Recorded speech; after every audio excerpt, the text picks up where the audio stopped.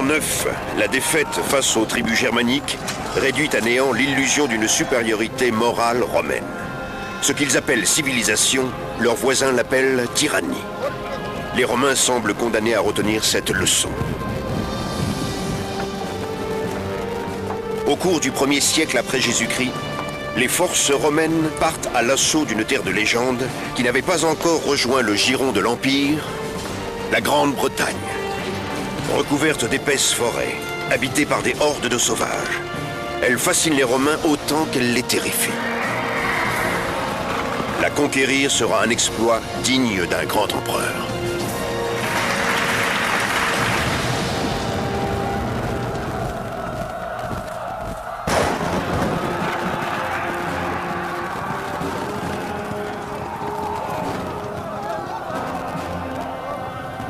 Cela fait maintenant 6 siècles que le monde antique vit sous le joug de l'Empire romain.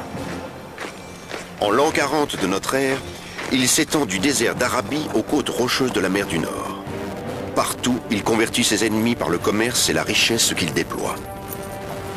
Il est contrôlé d'une main de fer grâce à l'armée la plus disciplinée que le monde ait jamais connue. Les Romains aimaient à s'imaginer en puissance civilisatrice. Ils tiraient une grande fierté de leur capacité à gouverner leur empire. Ils croyaient tenir ce pouvoir de Jupiter. Gouverner est leur véritable point fort.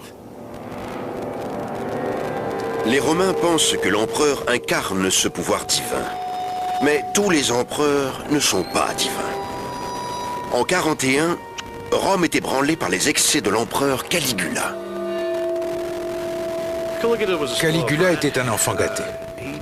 Il se peut aussi qu'il ait été fou. On connaît tous par exemple l'histoire selon laquelle il aurait donné le titre de consul à son cheval. Il aurait aussi fait construire des ponts juste pour pouvoir les traverser sur son char. Il se comportait de manière étrange pour montrer qu'il avait du pouvoir. Un grand nombre de personnes de son entourage ont commencé à se sentir menacées, à se dire que l'empereur était imprévisible, paranoïaque et sans doute fou. Des membres de la milice d'élite, appelée garde prétorienne, décident de défaire Caligula avant qu'il ne se retourne contre eux. Ils mettent leur plan à exécution alors que l'empereur vient de passer un après-midi à jouer.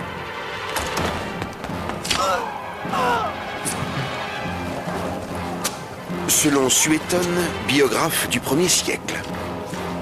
Caligula, à terre, se tordait de douleur. « Je suis encore vivant !» cria-t-il. Mais l'ordre se propagea. « Frappez-le !» Et l'empereur succomba après 30 coups portés. C'est un moment crucial, parce que pour la première fois, on a découvert, et ce de manière très brutale, combien le pouvoir de l'empereur dépendait des militaires.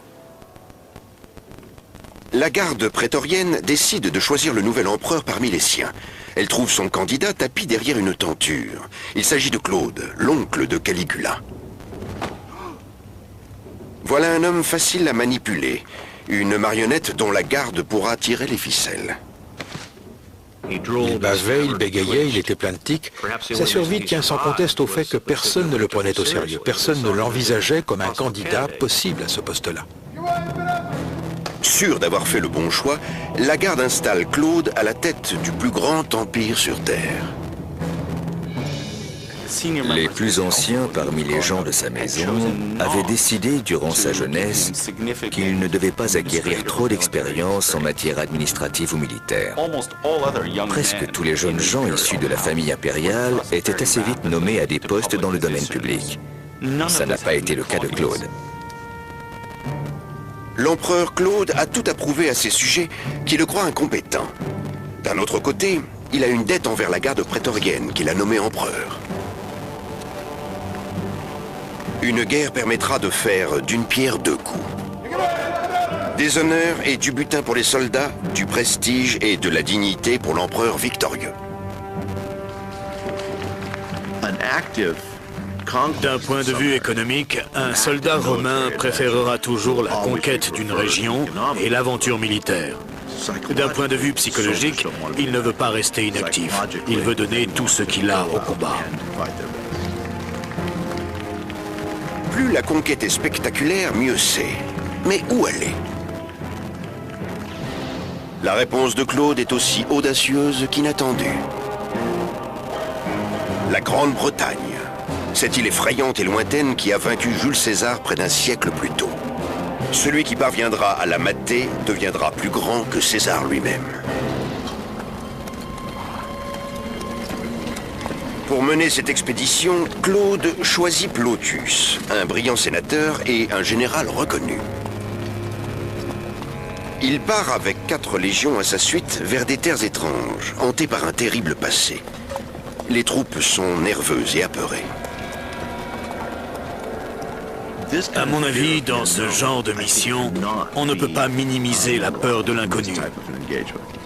Il y avait une peur véritable que de l'autre côté de la Manche, ils tombent sur des armes de destruction massive version 1er siècle après Jésus-Christ. Des rumeurs courent sur la magie puissante pratiquée par les druides, les prêtres de la religion mystérieuse de Grande-Bretagne. Voilà ce qu'en dit le sage Pline l'Ancien. La Grande-Bretagne est fascinée par la magie. Le culte monstrueux des druides prétend qu'assassiner un homme est une preuve de dévotion et que manger sa chair est bénéfique. Ces sacrifices humains répugnent les soldats, ce qui incite Claude à interdire le druidisme. Pour qu'une religion soit ainsi prohibée, il fallait qu'elle fasse des choses que les Romains réprouvaient. Le sacrifice humain en faisait partie. On accusait les druides de le pratiquer, ce qui est sans doute vrai. Par ailleurs, les Romains craignaient toute force politique ou sociale déstabilisante. Magie plus politique, un mélange explosif. Toujours sur leur garde, les Romains quittent la plage de Rutupiae, aujourd'hui Richboro, et s'avancent vers la Tamise, qui longe le vaste territoire contrôlé par la puissante tribu des Catuvelloni. Imprégné des mystères druidiques, Caratacus, prince des Catuvelloni, ne porte pas d'armure. Il lui préfère des peintures de guerre au pouvoir magique. D'après ce que l'on sait, la maîtrise de tous ces savoirs demandait de longues années d'études. Environ 20 ans pour apprendre les différents textes, les poèmes, les psalmodies, les prières, les formules magiques. Les druides prennent la tête de la rébellion contre les Romains. Ils vont librement d'une tribu à l'autre, fournissent des renseignements sur l'ennemi et recrutent de nouveaux partisans. Les druides n'étaient pas des intermédiaires entre les hommes et les dieux, mais tenaient plutôt le rôle de juge. En tant que leader, on ne pouvait pas se passer d'eux. Dans la société celte, les druides avaient leur mot à dire dans tous les domaines.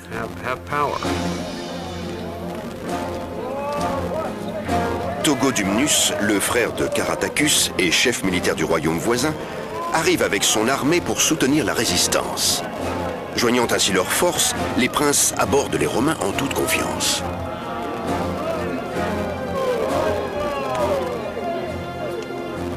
Les Britanniques n'avaient pas été vaincus lors du dernier passage des Romains.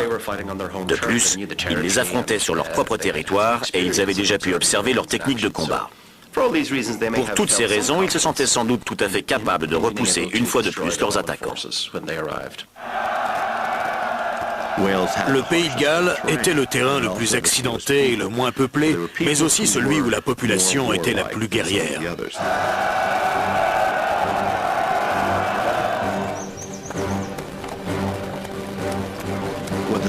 Les soldats étaient entraînés à se battre en formation avec des bataillons auxiliaires en guise de renfort pour pouvoir opérer même à découvert, ce qui fonctionnait très bien. Cette tactique avait fonctionné en Afrique du Nord, dans le Moyen-Orient et en Gaule. Son efficacité a été moindre dans les contrées germaniques et elle a été nulle en Grande-Bretagne. Dion, historien du IIIe siècle, nous relate. Les barbares ont trouvé refuge dans les marécages et les forêts, espérant épuiser leurs envahisseurs à force de vains efforts. Ils connaissaient les terrains praticables et les chemins les plus courts. Les tentatives des Romains pour les suivre n'ont pas été couronnées de succès. Face aux Romains, je crois que la stratégie de départ des Britanniques était la bonne. Ils les ont laissés arriver sans opposer de résistance. Ensuite, le but était de les attirer à l'intérieur des terres pour les piéger et les empêcher de repartir. Lorsqu'ils attaquent, les Britanniques agissent avec ruse et sauvagerie.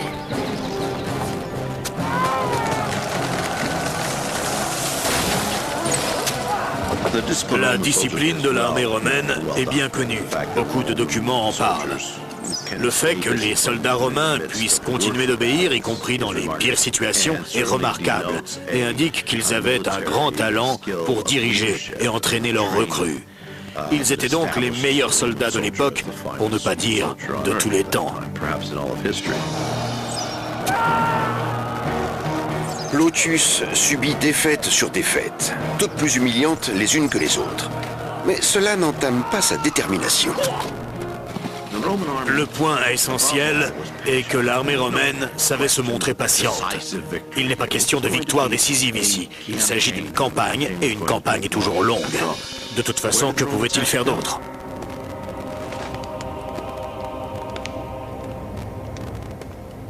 À Rome, l'empereur Claude se prépare lui aussi à envahir la Grande-Bretagne. Bientôt, il assistera lui-même à la capitulation de l'ennemi. Pour la première fois de sa vie, il porte les atours du guerrier. Il devait faire ses preuves dans le domaine militaire.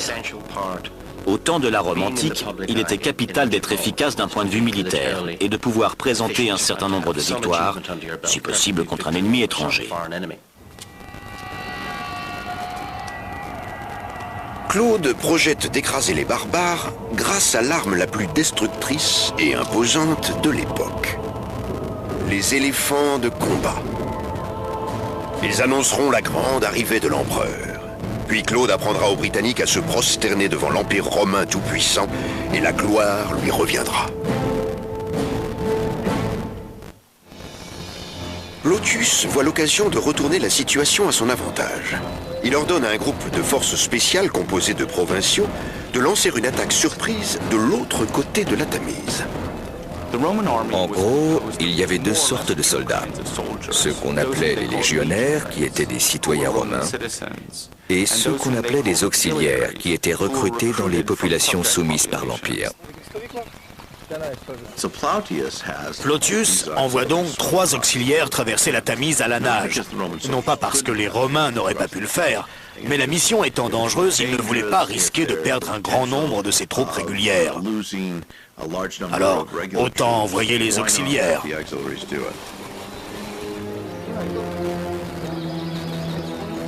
À l'instar des druides, Caratacus et Togoduminus considèrent l'eau comme sacrée et croient que le fleuve les protège de leurs ennemis. Les Romains, n'étant pas freinés par ce genre de croyances, se lancent à l'eau et s'approchent sans être vus. Ils savaient très bien deviner à qui ils avaient affaire, le degré d'unité de l'armée qu'ils affrontaient, le type d'armes et d'armures qu'ils employaient. Ils servaient en quelque sorte d'éclaireurs qui allaient étudier leurs ennemis et évaluer leur nombre.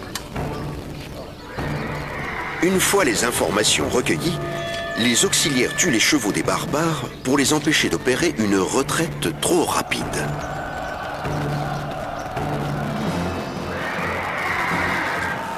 Ce n'est qu'à ce moment-là que Plautius décide d'envoyer toutes ses troupes affronter les Catelloviens.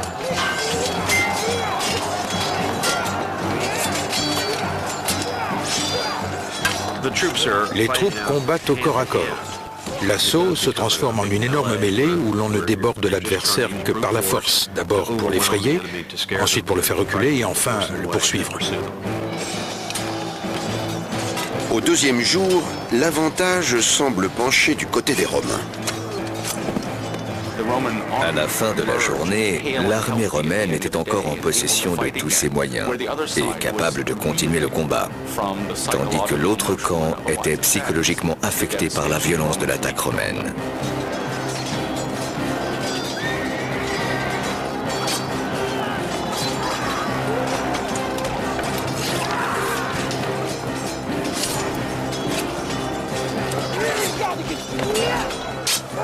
Togodumnus est mortellement blessé lors du massacre.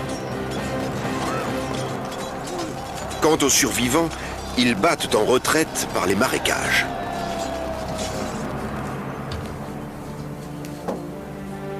Les familles des druides découvrent une toute nouvelle réalité. Des rumeurs de la terrible débandade provoquent un mouvement de panique et les gens prennent la fuite.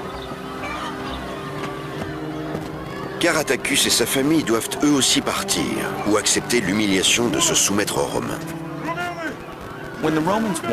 Après une importante victoire militaire, il était de tradition de décerner un honneur au général en charge, en l'organisant une parade où il défilait et que l'on appelait un triomphe.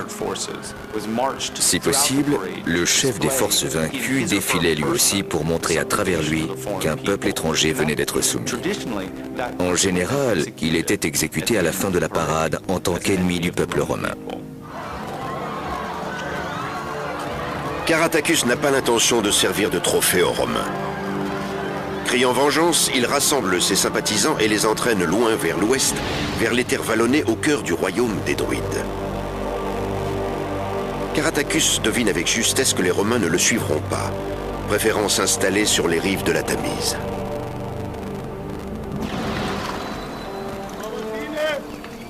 Dion, historien du IIIe siècle.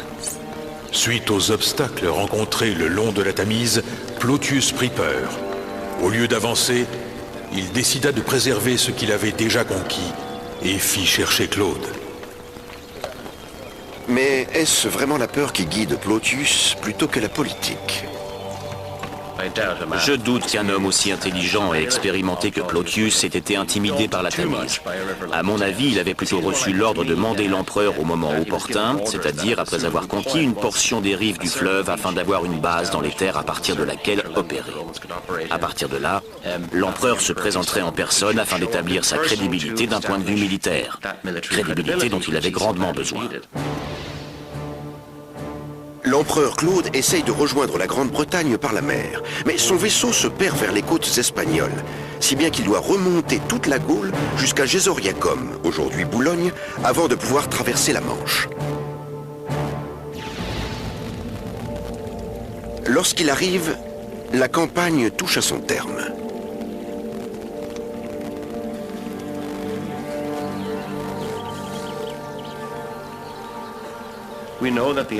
Nous savons que l'empereur arrivait toujours en grande pompe.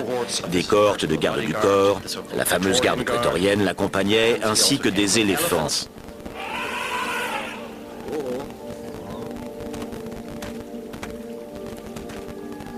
Des éléphants qui, bien entendu, ne sont pas une espèce endémique de Grande-Bretagne, ni même d'Europe de l'Ouest. En arrivant ainsi entouré, il claironnait sa présence. Ensuite, il supervisait de loin la prise de quelques villes.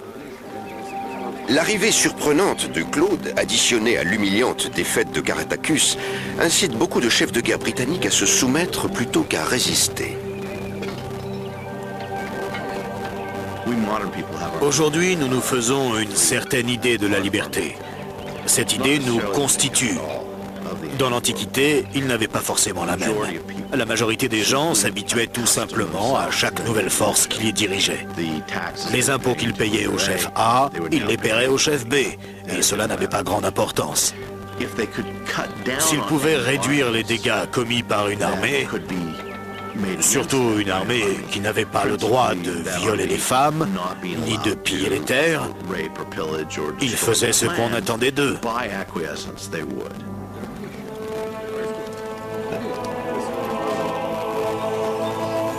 Résister aux Romains ou collaborer. Dans le royaume des Brigantes, au nord, le choix pèse comme une épée de Damoclès au-dessus de la tête de la population. La décision revient à Cartimandua, leur reine toute-puissante.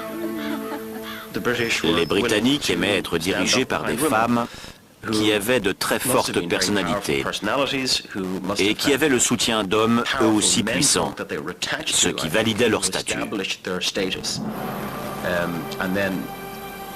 C'est par leur force de caractère et leur charisme qu'elles arrivaient à rallier la population derrière elles. Vénusius, le mari de la reine, n'a aucun doute sur la conduite à adopter. Il refuse de toute son âme de céder face aux Romains.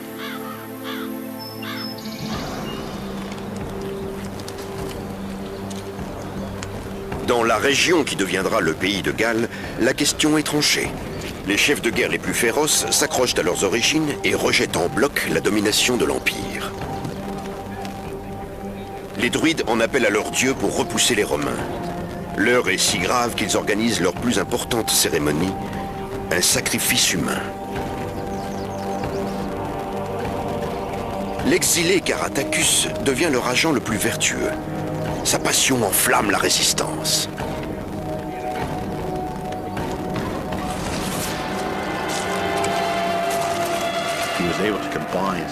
Il était capable de rassembler des tribus très différentes dans la lutte anti-romaine, en créant un ennemi commun. Il a été l'un des personnages les plus charismatiques de son temps, grâce à son pouvoir de persuasion, incitant les gens à s'opposer à la machine de guerre romaine. Liés par une haine commune et par leur religion ancestrale, les Celtes jurent de se battre jusqu'au dernier. La victoire a redonné confiance aux troupes romaines. Désormais, ils ne craignent plus les Britanniques. Mais ils ne savent pas encore que le pire est à venir. Claude crée alors une province romaine dont la capitale est Camulodunum, aujourd'hui appelée Colchester, où une douzaine de royaumes viennent lui prêter leur serment d'allégeance. Le soutien de ses nouveaux alliés protège la jeune province des rebelles.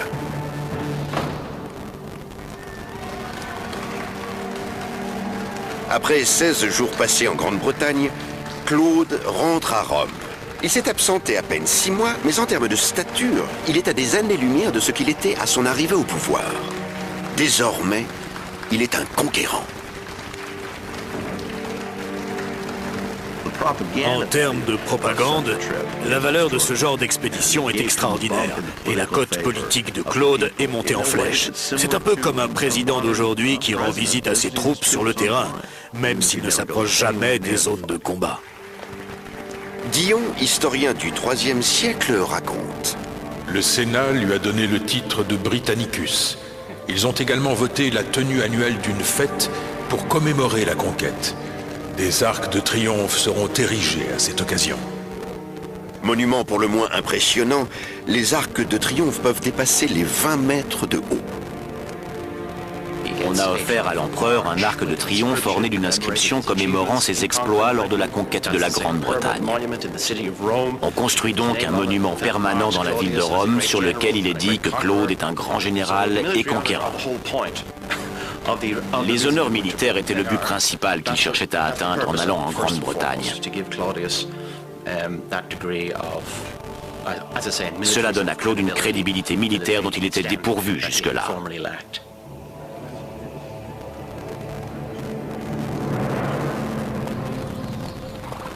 Pour Plautius, que l'empereur a nommé gouverneur de Grande-Bretagne, ces célébrations doivent sembler prématurées. Dès que les Romains sortent de la zone qu'ils ont sécurisée, ils sont la cible d'attaques très bien organisées menées par Caratacus, le chef rebelle.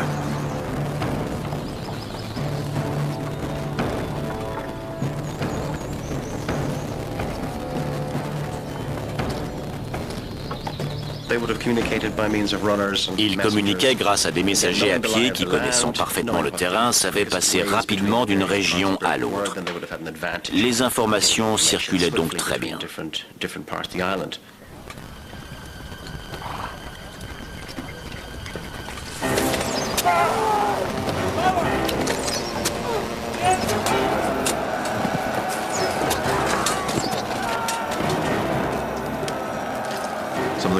Certaines des embuscades les plus efficaces de l'histoire ont été de simples rochers ou troncs d'arbres lâchés du haut d'une montagne sur des soldats.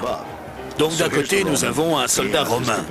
Il est équipé de sa lance, de son épée à lame courte, il est habitué au corps à corps, et soudain, voilà qu'on l'attaque à coups de pierre, qu'on le vise avec des lances, des haches, et que des troncs d'arbres entiers roulent vers lui. Au bout d'un moment, il a du mal à faire face.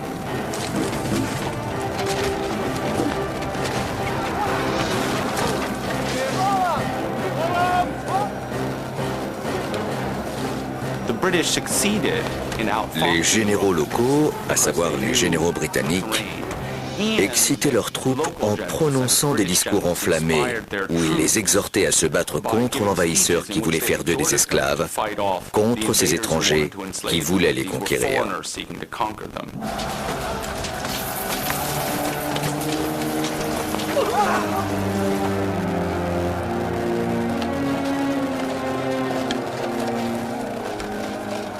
Caratacus était très efficace dans le combat et surtout en matière de guérilla. Les Romains qualifiaient sans doute sa lutte de terrorisme ou d'insurrection, mais lui l'appelait résistance, et elle donnait de bons résultats. Souvent, après une attaque, les rebelles se volatilisent dans la forêt. Plautius doit agir pour écraser la résistance s'il ne veut pas que la jeune province disparaisse. Cela signifie que sur le terrain, les officiers ont dû prendre des décisions qui ne sortaient pas tout droit de leur manuel d'entraînement. Ils ont dû s'adapter aux nouvelles conditions et aux tactiques de guérilla de leurs ennemis. En 45 après Jésus-Christ, Plautius envoie ses troupes basées à Camulodunum en mission. 3 légions marchent vers le sud, l'ouest et le nord. La 9e se dirige vers les terres des Brigantes. Les courageux Brigantes contrôlent les contrées du nord, faisant tampon entre les barbares et les Romains. Pour l'ambassadeur romain, la coopération de la reine Cartimandua est très précieuse. Le but était de diviser pour mieux régner. On isolait certains groupes, puis on les soumettait pour s'en faire des alliés, ce qui au final présentait un grand avantage.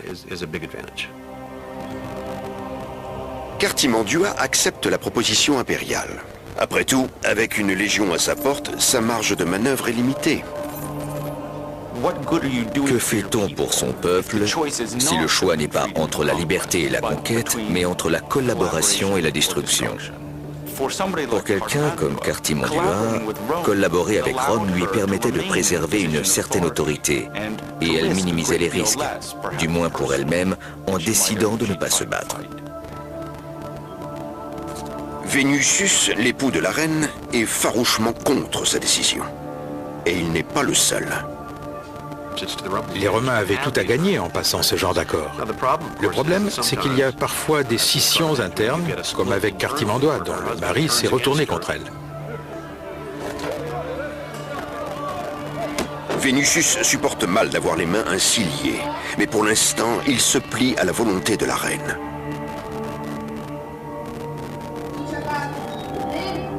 Amer mais insoumis, il attend que la situation évolue.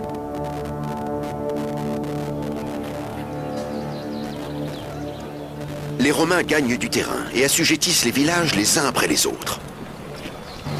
Le plus important pour le gouverneur, surtout dans une province qui vient juste d'être établie, c'est de maintenir une certaine stabilité. Il doit créer des liens avec la communauté locale. Il est bon de romaniser les populations, faire qu'elles se sentent à l'aise avec les Romains. Pour ceux qui coopèrent, les Romains se montrent généreux. Pour ceux qui résistent, la vengeance est implacable. Les soldats pourchassent les insurgés et appliquent la loi romaine à coups de lance. Les fauteurs de troubles sont partout.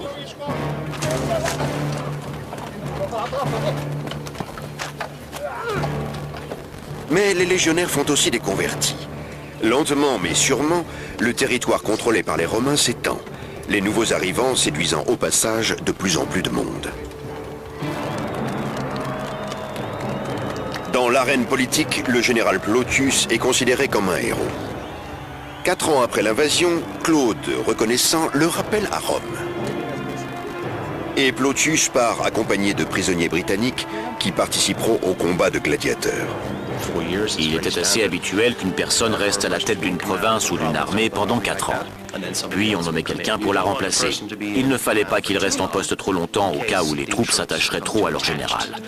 Parce qu'à ce moment-là, les soldats pourraient se convaincre que leur chef ferait un bon empereur.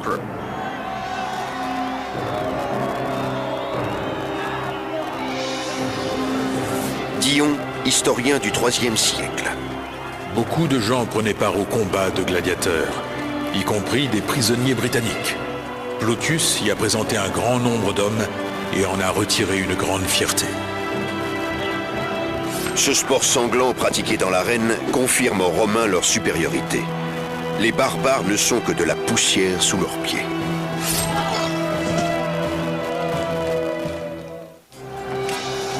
Mais en Grande-Bretagne, certains choisissent de se battre, comme le prince rebelle Caratacus.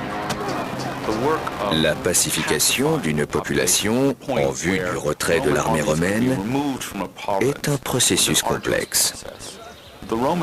Les Romains ont dû adopter un plan à long terme pour l'annexion et la conquête. Bien obligé quand votre adversaire est un personnage aussi charismatique que Caratacus. Caratacus était à la source des actes de rébellion les plus importants. Il semblait capable de s'attacher à un grand nombre de Britanniques et il remportait des victoires. Les villages devenus romains subissent les attaques audacieuses de Caratacus. Une série de victoires fait de lui le premier chef des Britanniques. Tous comptent sur lui pour repousser les envahisseurs. En novembre, lorsqu'il apprend qu'un nouveau gouverneur vient d'être nommé, Caratacus met au point son plus vaste plan d'attaque. Le nouveau gouverneur Scapula reçoit un accueil sanglant. Mais les choses ne se passent pas comme prévu pour Caratacus. Les troupes romaines ne faiblissent pas.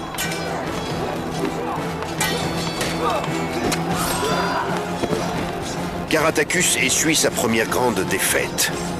Mais le chef rebelle ne baisse pas les armes.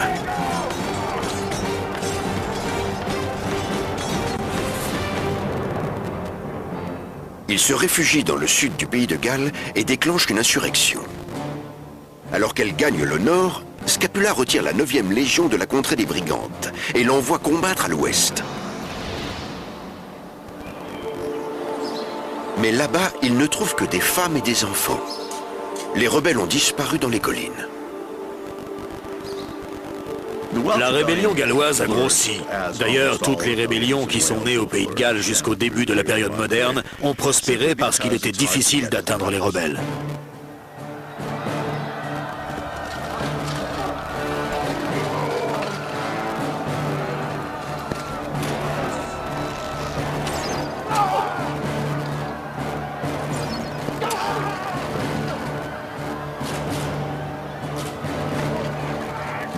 Les Romains sont obligés de ratisser les montagnes, les forêts et les îles de la côte pour les retrouver.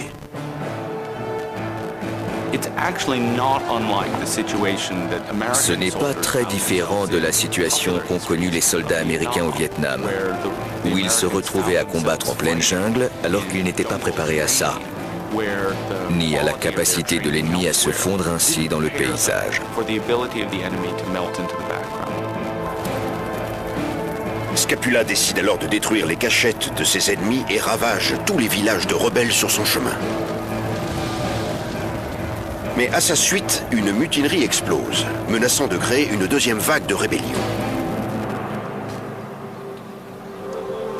Les druides se rassemblent au cœur de la forêt des Brigantes. Les Brigantes voient les Romains fondre sur le pays de Galles, qui est un terrain difficile, et ils se disent que c'est le moment d'agir. Puisque les Romains sont occupés à l'ouest, c'est le moment ou jamais de se soulever ici et de reprendre l'avantage. Il sera peut-être possible de détruire les Romains en les prenant entre deux feux. Pour réussir cette seconde rébellion, il faut l'appui d'un personnage important. Venusius, mari de la reine collaboratrice Cartimandua.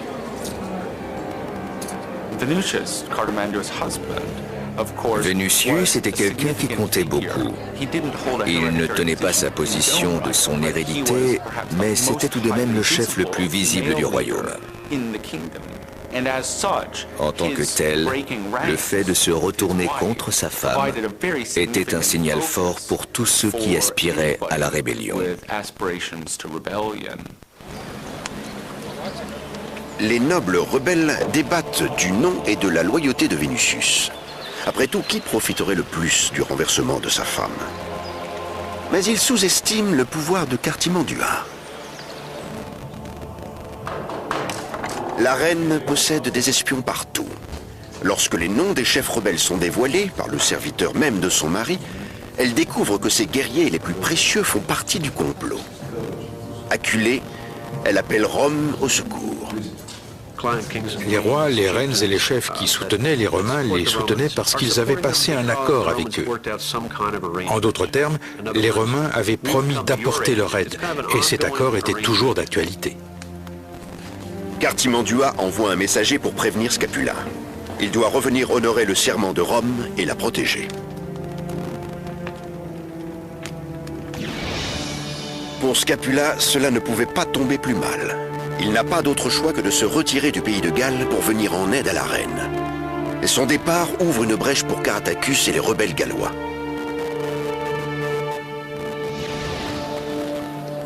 Face à la retraite des Romains, des guerriers de toute la Grande-Bretagne se joignent à Caratacus.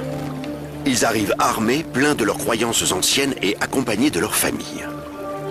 Cette fois, la résistance ne reculera pas après la première attaque. Caratacus ordonne à ses troupes de se préparer. Tacite, historien de l'époque classique. Il a sélectionné un lieu où de nombreux facteurs allaient l'aider et nous gêner. Un lieu très bien défendu. Une position défensive retranchée comme celle-ci offre un énorme avantage aux défenseurs. Et Caratacus avait toutes les raisons de croire, au moins cette fois-là, qu'ayant choisi et préparé le lieu de l'affrontement, il avait une chance de renverser les Romains. Il s'attendait à remporter cette victoire. La dernière chance d'une Grande-Bretagne indépendante tient à cet espoir fragile. Au nom de l'empereur Claude, Rome entre dans sa 6e année de la difficile conquête de la Grande-Bretagne. Pour faire court, l'empereur romain était considéré comme le commandant en chef de l'Empire. Au bout du compte, son rôle était d'assumer la victoire ou la défaite de n'importe quelle action entreprise par l'État romain. Le chaos perpétuel qui agite la Grande-Bretagne jette une ombre sur la légitimité du règne de Claude.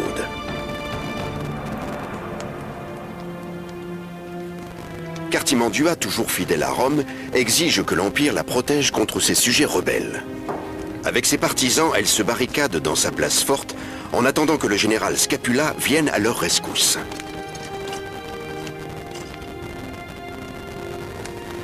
Scapula écrase la rébellion et lui apporte la tête de son chef. L'époux de la reine Vénusius est indigné. Il se sent de plus en plus solidaire avec la résistance.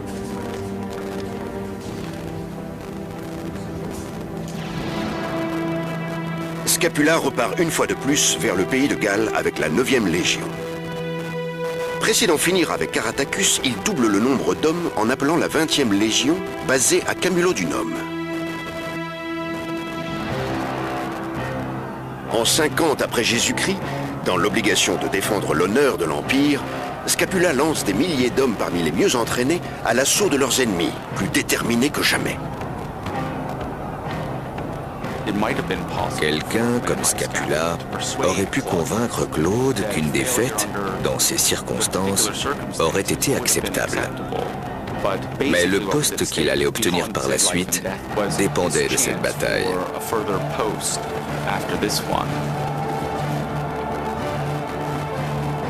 La défaite n'est pas envisageable, mais la victoire n'est pas donnée.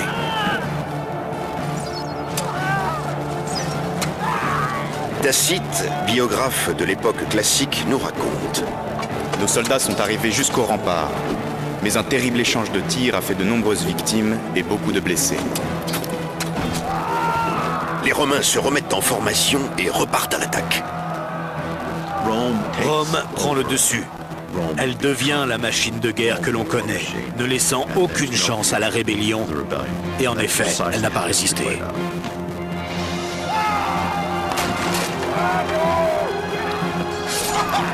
Ils voulaient affronter les Britanniques une bonne fois pour toutes et en finir. La véhémence et la violence de l'assaut final ont été telles que les Britanniques ont été débordés. Les plus chanceux connaissent une mort rapide. Les autres sont faits prisonniers. Humiliation, esclavage et meurtres rituels attendent les captifs. Caratacus réalise avec horreur que sa femme et ses enfants font partie des prisonniers. Caratacus parvient à s'échapper.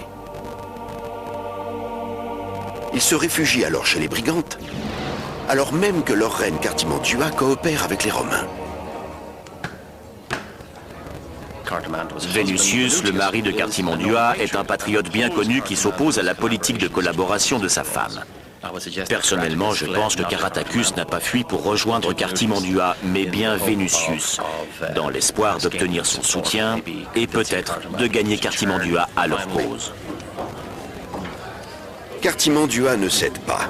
Elle est tout entière dévouée à Rome. Elle offre Caratacus, le héros de la résistance, pour cimenter sa position d'ami de Rome. Sa trahison répugne Vénusius. Exhibé à travers les rues de Rome, Caratacus et sa famille électrisent la foule. Tacite, historien de l'époque classique. La réputation de Caratacus s'est étendue des îles aux provinces voisines jusqu'en Italie. Ces gens étaient curieux de voir l'homme qui avait défié leur puissance pendant tant d'années. Son nom était connu même à Rome.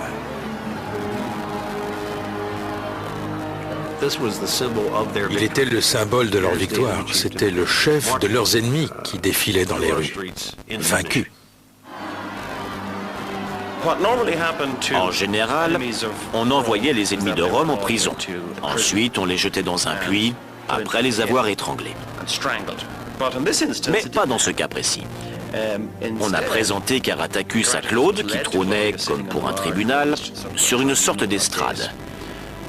Et il a prononcé un discours passionné. Si l'on en croit Tacite, ce discours traitait de la nécessité de résister à la domination. Après ce discours, Claude a laissé la vie sauve à Caratacus afin de montrer à tous la clémence de l'empereur. Accorder sa clémence sous-entend qu'on se sent supérieur. Et c'est bien ainsi que les Romains se voient.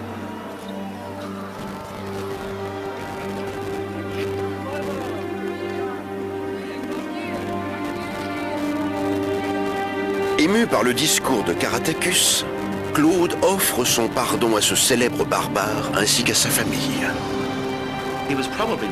Il a probablement passé le reste de sa vie dans une villa en dehors de Rome, dans un certain confort bien sûr, mais sans liberté. On lui offrait une cage dorée. L'assimilation de Caratacus est achevée. Celle de la Grande-Bretagne ne se fait pas aussi aisément. 10 ans après, les rebelles se soulèvent de nouveau, menés cette fois par Vénusius. Un siècle plus tard, les frontières nord ne sont toujours pas sécurisées. La province ne s'est jamais tout à fait assimilée. Elle était trop éloignée. Les Romains seront obligés d'ériger le mur d'Adrien pour se protéger des envahisseurs venus du nord. Ils finiront par se lasser et par abandonner la province. Et aujourd'hui, il ne reste plus beaucoup de traces de la domination romaine. Conquise pour étayer la réputation d'un empereur, l'île va absorber des hommes et des ressources pendant des siècles. Et à la chute de l'Empire, la Grande-Bretagne sera la première à revenir à un état dit barbare.